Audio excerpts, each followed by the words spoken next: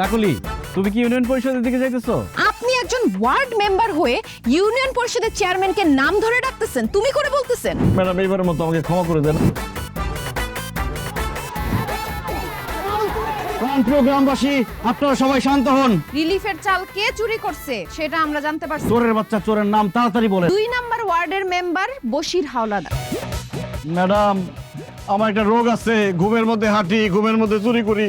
আমার মনে হয় আমি এটা ঘুমের মধ্যে করে ফেলাইছি ম্যাডাম। কি ব্যাপার মিজান সাহেব, আপনার ওয়ার্ড আর রাস্তার এই অবস্থা কেন? আমি ওয়ার্ডের মেম্বার হইলেও এই রাস্তার কাজের টেন্ডার পাইছে এই বসি সাহেব।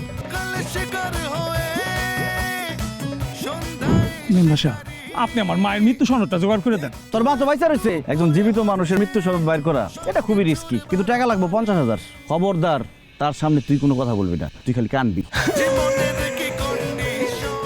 এই 2 লাখ টাকার লোভে এরকম নিরীহ অসহায় মেয়েটা তুই তালাক দিবি?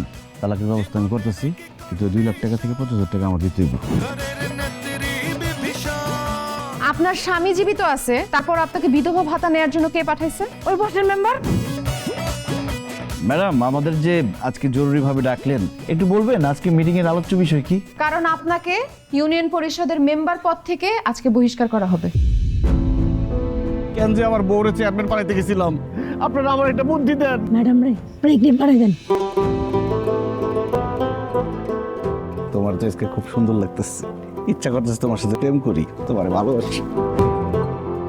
দেখো, ইউনিয়ন পরিষদে কতগুলা কাজ করছি, বাড়িতে আসার পর থেকে তুমি থালা বাটি কতগুলো কাপড় চোপড় ধোয়াইলা, রান্না বান্না করে তোমার খাওয়াই পর্যন্ত দিলাম। আমার এখন শরীরে কুলাইতেছে না, আমি পারবো না।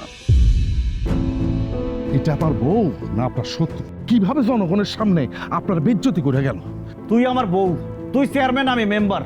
মানুষ এটা নিয়ে আমার আজে বাজে কথা কয়, সারাক্ষণ আমার শরম দেয়। সেজন্য আমি চাই না তুই চেয়ারম্যান থাক। কালকে তুই চেয়ারম্যান পদ থেকে পদত্যাগ করবি। জনগণের লগে আমি এত বড় বেইমানি করতে পারুম না, আমি পদত্যাগ করুম না।